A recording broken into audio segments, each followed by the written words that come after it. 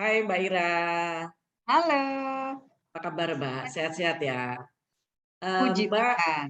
heeh, Mbak, apa Mbak arti kemerdekaan bagi Mbak Ira Mbak sekarang saat ini Mbak?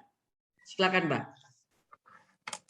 Kemerdekaan adalah kebebasan di dalam menuangkan segala ide, karena saat ini tidak lagi terbelenggu oleh apapun, kita bebas mengemukakan pendapat, Ya, mengemukakan karya, oleh sebab itu harus dimanfaatkan sebaik-baiknya bagi kita maupun generasi muda untuk berbuat lebih baik lagi bagi bangsa ini. Banyak hal yang bisa kita lakukan secara sederhana sebetulnya walaupun kita sudah merdeka, ya, tapi keterbelakangan anak-anak perempuan di daerah yang enggak sekolah itu masih banyak. Jadi ada data yang mengatakan bahwa pendidikan boleh tinggi, tetapi di daerah itu masih jomplang karena satu kemiskinan, kedua memang sarana prasarananya belum ada. Nah, itulah yang harusnya oleh kita yang di kota kita perjuangkan, entah secara virtual, entah secara digital ataupun apa, kita juga ikut membantu memajukan anak-anak perempuan atau khususnya anak-anak di daerah, bagaimana supaya dia sekolah. Karena pemerintah juga sudah mengadakan yang namanya program kesehatan keluarga (PKH).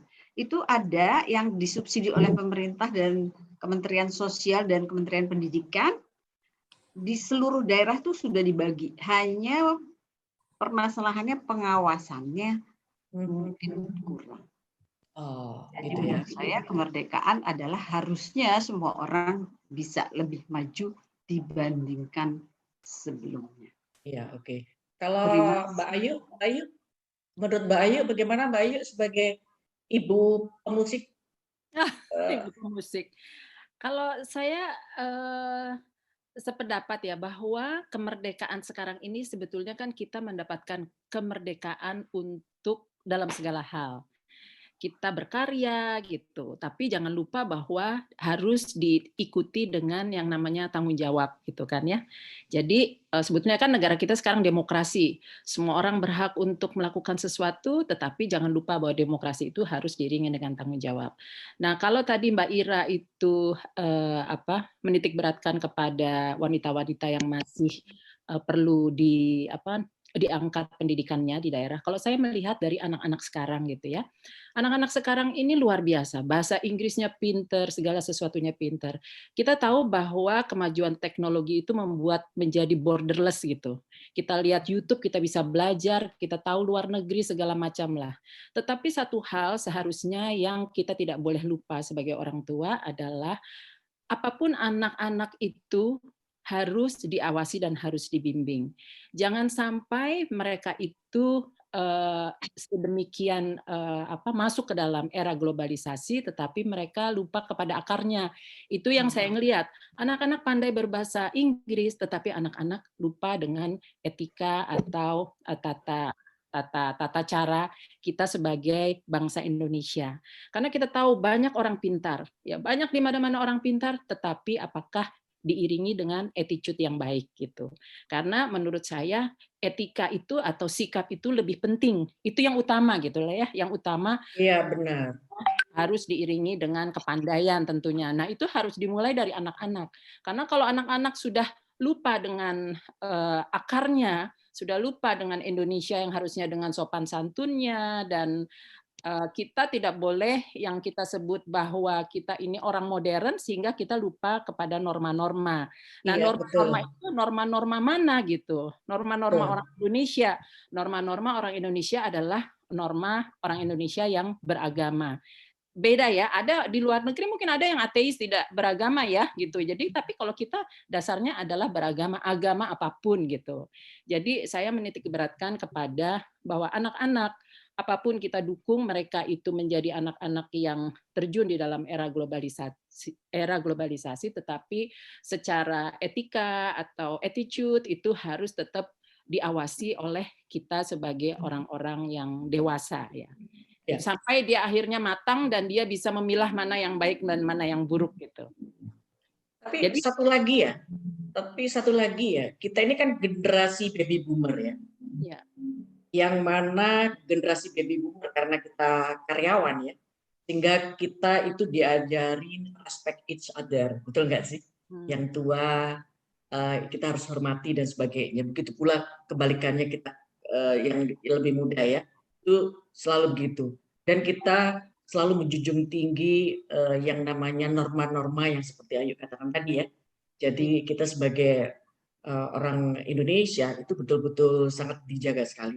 Tetapi banyak teman-teman saya ini yang terakhir-terakhir ini memandang sesuatu, mungkin termasuk saya juga ya, belajar masalah agama atau politik itu yang menurut saya kebablasan, tidak melihat secara proporsional sehingga tidak mensupport ataupun sehingga mengganggu kehidupan sehari-hari. Betul. Akhirnya terpecah dengan temannya, membenci seseorang yang berlebih-lebihan menurut saya. Nah itu bagaimana Mbak Ayu cara menangani hal itu menurut Mbak Ayu sama Mbak Ira ya?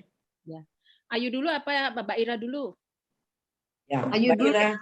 Oke, kalau menurut saya sih gini, bahwa anak-anak itu harus ditanamkan mengenai yang namanya diversity gitu ya, perbedaan gitu. Setiap orang itu memiliki perbedaan, tetapi kita sama manusianya gitu, sehingga perbedaan suku, perbedaan agama atau perbedaan tata cara itu tidak membuat perpecahan. Khususnya kita kan yang di Indonesia itu yang terdiri dari berbagai macam pulau, sehingga kita punya yang namanya kebiasaan-kebiasaan atau budaya-budaya yang sangat beragam, ya kan? Nah, sangat beragam itu bukan berarti kita melihat bahwa oh di sana itu orang Jawa, oh di sini orang Sumatera, kita beda gitu, bukan gitu kan justru. Ya. Justru kita melihat persamaannya, kita sama-sama makan, kita sama-sama membutuhkan baju gitu. Nah, jadi diversity mesti ditanamkan dari sejak anak-anak. Terus human right juga demikian, bahwa setiap manusia, setiap individu itu mempunyai hak ya. Jadi kalau misalnya Mbak Diah ingin menyampaikan sesuatu gitu, Mbak Diah boleh berhak menyampaikan sesuatu. Tapikah apakah saya setuju atau tidak? Itu juga tidak apa-apa gitu, tidak membuat kita menjadi tidak harus sama. Tidak harus sama. Betul. Keberagaman is important ya.